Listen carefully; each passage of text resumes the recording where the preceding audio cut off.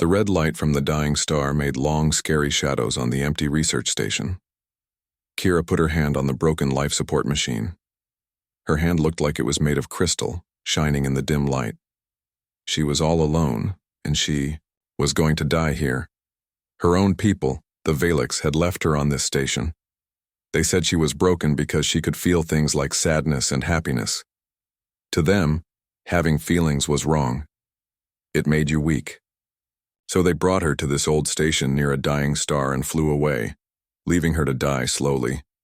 The air was getting thin. The machines that made oxygen were breaking down, making weird noises like an old man trying to breathe. Kira had maybe 2 days left before the air ran out completely.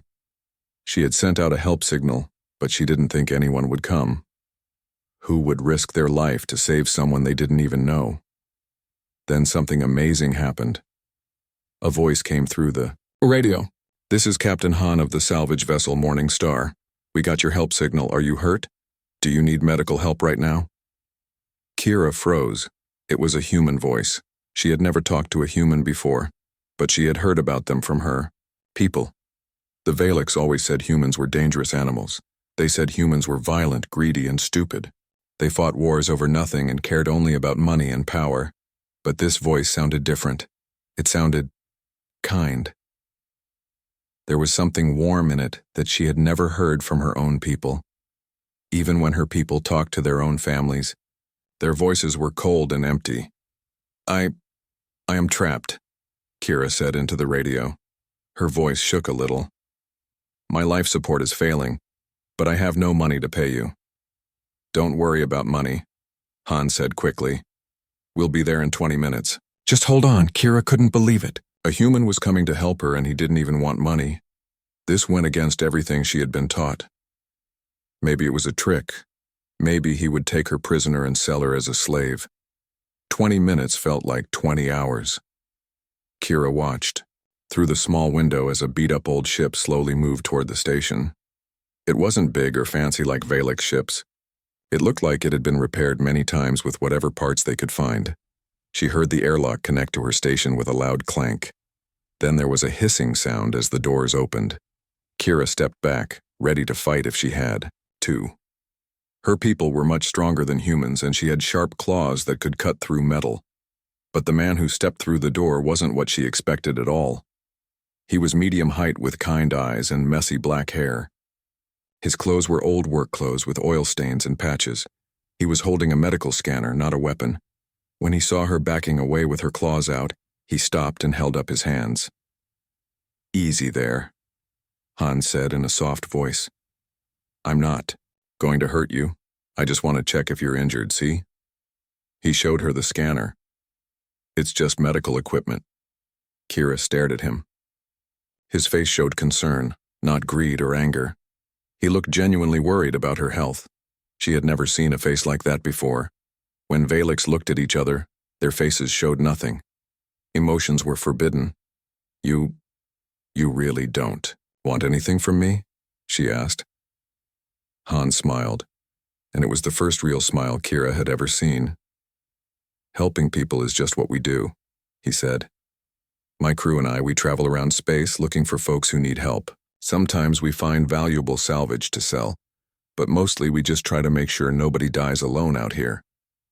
He slowly moved toward the life support console, keeping his movements gentle so he wouldn't scare her. "These systems are pretty old," he said, looking at the broken machines. "But I think we can fix them. My engineer Minho is really good with this stuff." As if he heard his name, another human came through the airlock. This one was younger, with a tool belt around his waist and grease on his hands. He whistled when he saw the broken machines. "Wow, this is ancient tech," Minho said. "But don't worry, miss, we've seen worse. We'll have you breathing easy in no time." Kira watched in amazement as the two humans started working on her machines. They didn't ask her for payment first. They didn't demand to know what valuable things she might have hidden on the station. They just started helping her like it was the most natural thing in the world. "Why?" she finally asked. Han looked up from where he was replacing a broken part. "Why what? Why are you helping me? Your people and mine. We're not friends." My people say humans are violent and selfish. Han laughed, but it wasn't a mean laugh. Well, your people are wrong about that. We help because everyone deserves a chance to live. Doesn't matter what species you are or where you come from. For the first time in her life, Kira felt something she couldn't name. It was warm and strange, and made her chest feel tight. She didn't know it yet, but she was feeling hope. For 3 days, Han and Minho worked on fixing the broken machines that kept Kira alive. She had nothing to do but watch them, and what she saw confused her more and more. These humans were nothing, like what her people had told her. The Valak said humans were simple creatures who only cared about eating, fighting, and making money. But Han and Minho were complicated in ways that made Kira's head spin. She watched Han look at old photos on his tablet during lunch breaks. His face would become sad and quiet when he stared at pictures of people who weren't there anymore. She learned these were crew members who had died in space accidents over the years. Han would touch their faces on the screen gently, like they were still real. "That's Taiwan," Han said when he noticed Kira watching. "He saved 6 people from a burning ship before the explosion got him. And this is Su-young. She gave her oxygen mask to a kid when their transport ran out of air." Kira didn't understand. "Why do you keep pictures of the dead? Among my people, we forget the dead quickly. They serve no purpose anymore." Han looked shocked. "Forget them? These people were heroes. They're the reason I keep doing this job. Their memory makes me want to be better." But then, just minutes later, Minho would tell a stupid joke about space toilets and Han would laugh so hard he nearly choked on his food.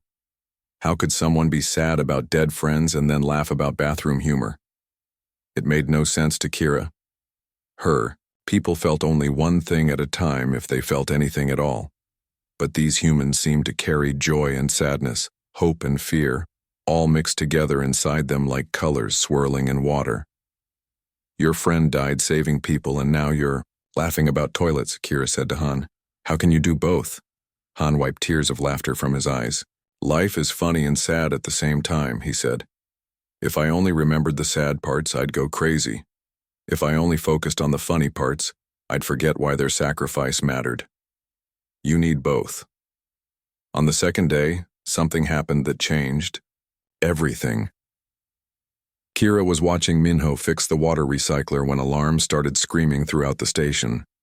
Red lights flashed everywhere, and a computer voice announced, "Warning. Hostile ships approaching. Warning." Han ran to the window and cursed. Corvin pirates, 3 ships. Kira felt ice in her stomach. Corvin pirates were known throughout the galaxy for being brutal. They killed everyone they found and took whatever they wanted. Her crystalline skin began to glow with fear, a biological response her people couldn't control. "We need to run," Kira said. "Your ship is small, they'll destroy us." But Han was already moving toward a weapons locker she hadn't noticed before.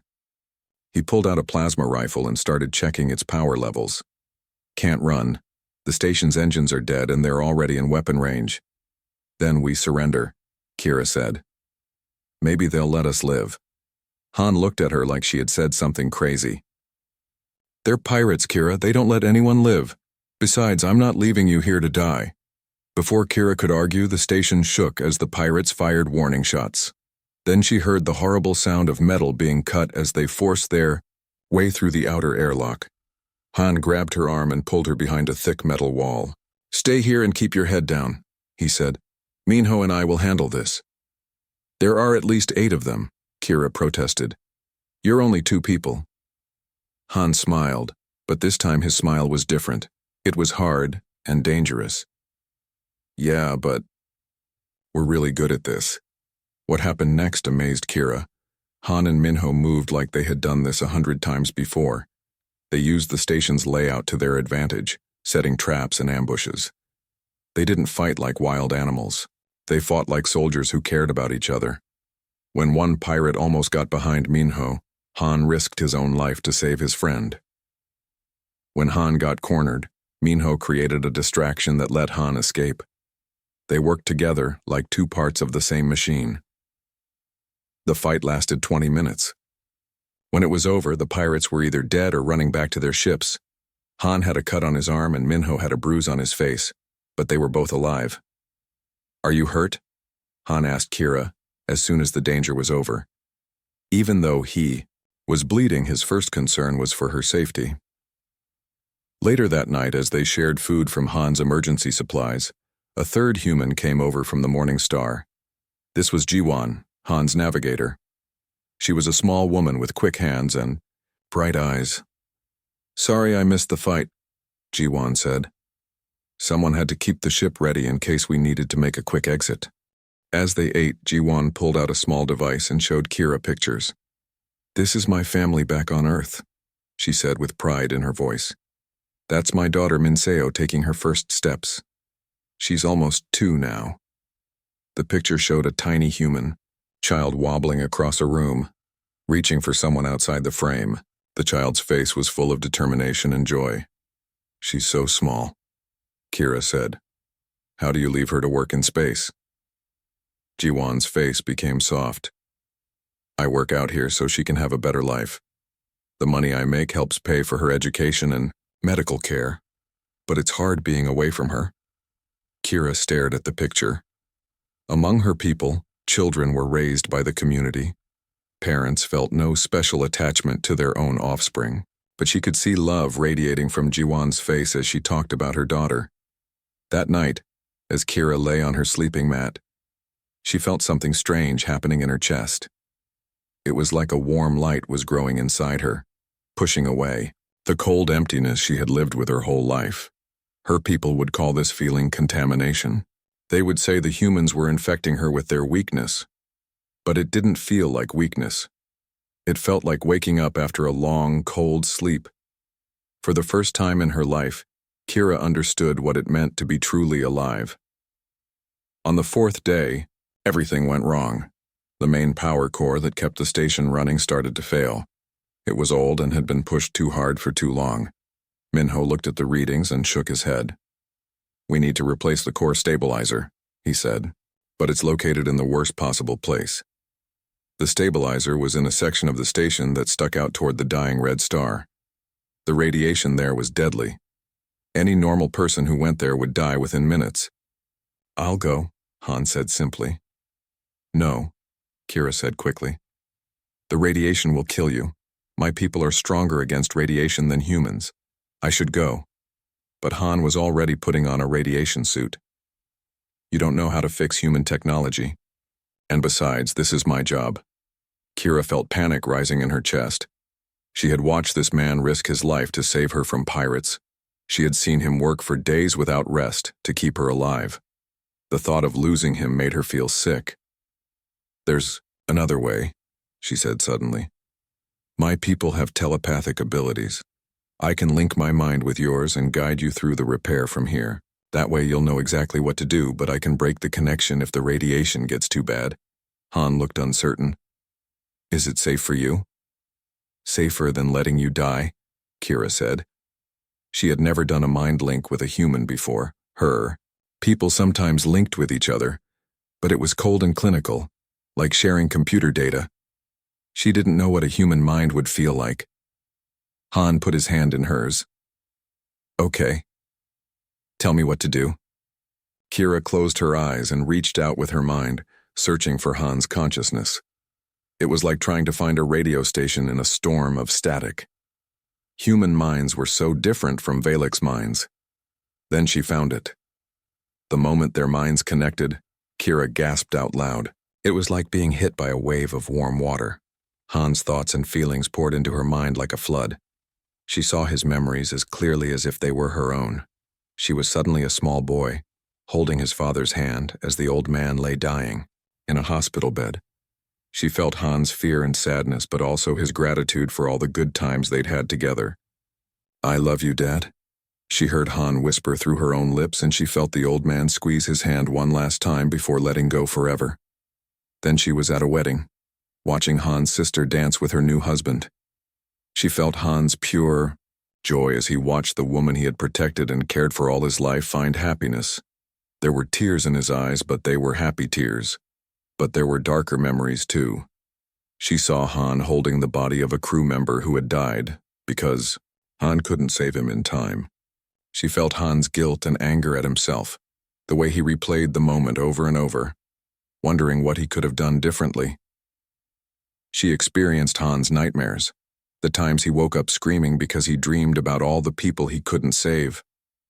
She felt his fear that he wasn't good enough, strong enough, smart enough to keep the people he cared about alive. But underneath all the pain and fear and guilt, there was something that amazed Kira. No matter how bad things got, no matter how many people Han lost or how many times he failed, there was always a tiny flame of hope burning inside him. Even when everything seemed hopeless, Han believed that tomorrow could be better. He believed that his actions mattered, that saving one person was worth any risk. He believed that love was stronger than death, that kindness was stronger than cruelty, that hope was stronger than despair. Through the mental link, Kira guided Han's hands as he worked on the radiation-soaked machinery. She felt his pain as the radiation burned through his protective suit. She felt his determination as he refused to give up, even when his body was screaming at him to run. "Almost done," she whispered, both speaking to him and feeling his thoughts. Just connect the blue wire to the central node. But the radiation was too much. Even through the protective suit, it was cooking Han from the inside. She felt his body starting to shut down, his hands shaking as he made the final connection. The stabilizer hummed to life, and the station's power came back online. But Han collapsed to the floor, his radiation suit's alarms screaming warnings. Kira broke the mental connection and ran to help him. Minho and Jiwon were already there, dragging Han back to the safe section of the station. His face was pale and sweaty, and he was barely conscious. "Radiation sickness," Minho said grimly. "It's bad." For the next 2 days, Han drifted in and out of consciousness. His body was fighting the radiation damage, but it was a battle he might not win. Kira stayed by his side the whole time, watching his chest rise and fall, listening to his labored breathing. On the second night, something happened that shocked Kira more than the mind link had. She felt wetness on her face and reached up to touch it. Her fingers came away wet with salt water. She was crying. Among the Valaks, tears were a sign of weakness and mental illness. Children who cried were taken away for treatment. Adults who cried were exiled or worse. Kira had never cried before in her life, but as she looked at Han's unconscious face, she couldn't stop the tears from coming. They flowed down her cheeks like tiny rivers, and each one felt like it was washing away a piece of the cold emptiness she had carried inside her all her life. "I can't lose you," she whispered to Han's still form. "Please don't leave me." As she said the words, she finally understood what was happening to her, the warm feeling in her chest, the panic when he was in danger, the tears on her face. It all made sense now. She loved him. She loved this strange, brave, kind human who had risked everything to save a person he barely knew. She loved his terrible jokes and his gentle hands and his stubborn refusal to give up on anyone. She loved the way he carried his pain without letting it make him cruel, the way he turned his grief into a reason to help others. The Valaks had taught her that love was a weakness, a disease that made people stupid and vulnerable. But as she sat holding Han's hand in the dim light of the medical bay, Kira realized her people were wrong about everything. Love wasn't weakness. Love was the strongest force in the universe. It was love that made Han risk his life for strangers. It was love that made Jiwon work in dangerous space to provide for her daughter. It was love that made Minho stay loyal to his friends even when things got scary. Love was what made humans human. And for the first time in her life, Kira wanted to be human too. She squeezed Han's hand tighter and whispered a promise into the darkness. "When you wake up, I'm going to tell you everything." Han woke up on the 5th day, weak but alive. Kira had stayed by his side the entire time, holding his hand and talking to him even when he couldn't respond. When his eyes finally opened and focused on her face, she felt like the sun had come out after a long winter. "Hey there," Han said softly, his voice rough from days of silence. "Did we save the station?" Kira laughed and cried at the same time. "Yes, you stubborn human. You saved us all." For 3 more days, they lived in peace, on the station while Han recovered his strength. Kira had never been happier in her life. She helped Minho fix the remaining broken systems. She listened to Jiwon's stories about Earth and her daughter. She learned to laugh at Han's terrible jokes and to appreciate the way humans could find joy in the smallest things. She was starting to believe that maybe she could have a new life with these people. Maybe she could learn to be human in all the ways that mattered. Then the Valix fleet arrived. Kira was helping Han walk around the station when the alarm started blaring. But these weren't pirate attack alarms. These were the deep, booming warnings that meant major warships were approaching. Through the station's windows, they watched as 12 massive Valix battlecruisers dropped out of hyperspace. Each ship was 3 times the size of Han's little salvage vessel with weapons that could destroy entire planets. "Oh no," Kira whispered, her crystalline skin going pale. "They found me." The lead ship was the Eternal Truth, a ship Kira knew well.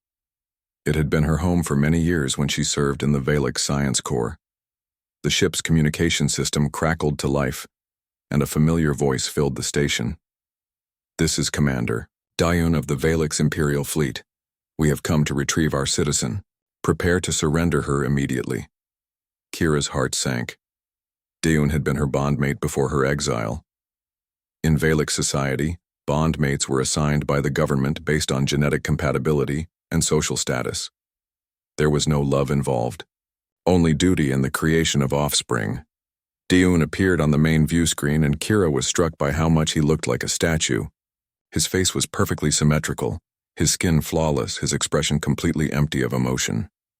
He was everything the Valix considered perfect, and looking at him now made Kira feel sick. "Kira," Dayun said, his voice as cold as space itself. "Your exile has lasted long enough. Return to your ship and submit to emotional reconditioning. Your contamination can be cured, and your crimes will be forgiven." Emotional reconditioning. Kira shuddered. It was a process where Valix doctors would go into her brain and burn out the parts that allowed her to feel emotions. She would come out of it as empty and perfect as Dayun, but she would no longer be herself. Han stepped forward, putting himself between Kira and the view screen. "She doesn't want to go with you." Dayun's perfect face showed the first hint of expression, disgust. "You are human. Your opinions are irrelevant. Kira is Valix property, and she will return to us." "I'm not property," Kira said, finding her. "Boys, I'm a person, and I choose to stay here." "You choose?" Dayun laughed, but it was a cold, mechanical sound. "You have been contaminated by these primitive creatures. You think their chaos is better than our perfection. You think their weakness is better than our strength." Han squeezed Kira's hand. She could feel him trembling slightly, not from fear, but from anger. "You should go," he said quietly to her. "Your people, your real home. Maybe they're right. Maybe you belong with them." Kira stared at him in shock. "What are you saying?" "I'm saying I love you too much to keep you trapped here," Han said, and she could see the pain in his eyes. "If going back means you'll be safe and happy." "Happy?" Kira interrupted. "Han, they want to cut the emotions out of my brain. They want to make me into a robot like him." She pointed at Dayun on the screen. "That's not happiness. That's not even living." She turned to face the view screen directly. "Dayun, I've seen what you call contamination. I've felt what you call weakness. And I've learned something you'll never understand." "Enlighten me," Dayun said with cold amusement. "Home isn't about what species you were born as," Kira said. "Home is where you choose to belong. Home is where people care about you not because they have to, but because they want to.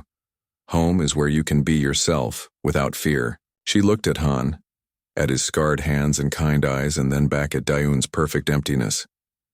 "These humans are more alive in one day than we are in our entire lifetimes," she continued.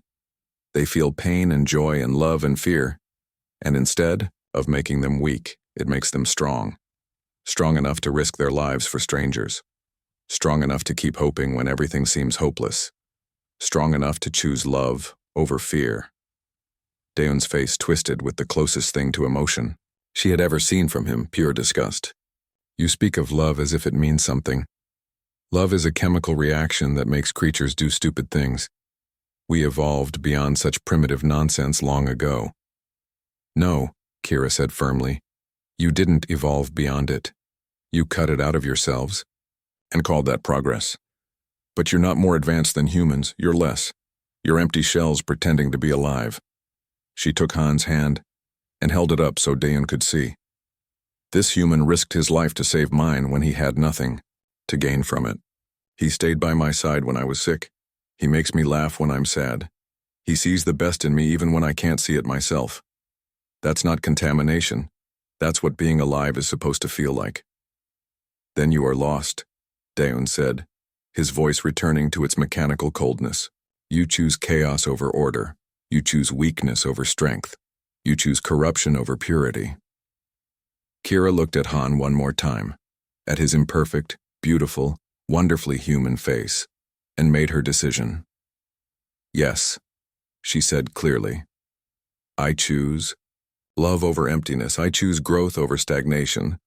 I choose feeling over numbness. I choose to be human. Daeun's image flickered with rage. Then you are no longer Valix. You are dead to us. Good, Kira said. Because you were never alive to begin with. The transmission cut to static, and the Valix fleet powered up their weapons. Through the window, Kira could see the battlecruisers moving into attack formation. Han put his arm around her as alarms began blaring throughout the station. Well, he said, trying to smile despite the desperate situation. I guess we're about to find out if love really is stronger than fear. Kira leaned into his embrace, feeling his heartbeat against her cheek. Whatever happened next, she had made her choice. She would rather die as a human than live as an empty Valix shell. I love you, she whispered to Han as the first weapons began to charge. I love you too, he whispered back. Whatever happens, we're together. The universe held its breath, waiting to see which would win, cold perfection or warm humanity. The Valix weapons were charging, ready to destroy the station and everyone on it. Kira could see the energy building in their massive cannons through the window. In less than a minute, they would all be dead. But then something strange happened inside Kira's mind. When she had linked with Han during the radiation repair, something had changed in her telepathic abilities. The human emotions she had experienced, love, hope, determination, had somehow made her mental powers stronger.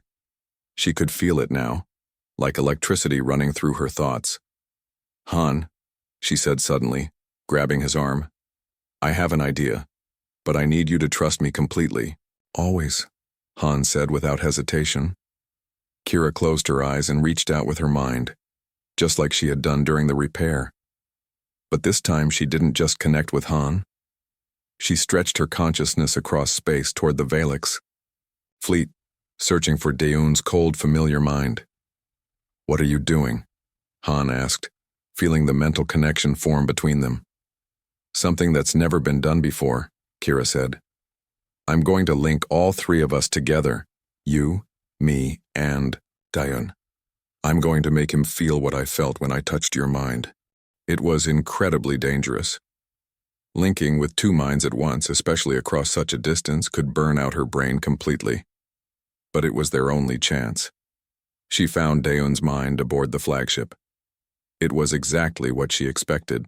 Cold, organized, empty, like a computer pretending to be alive. She began to form the connection, but his mind immediately tried to push her out.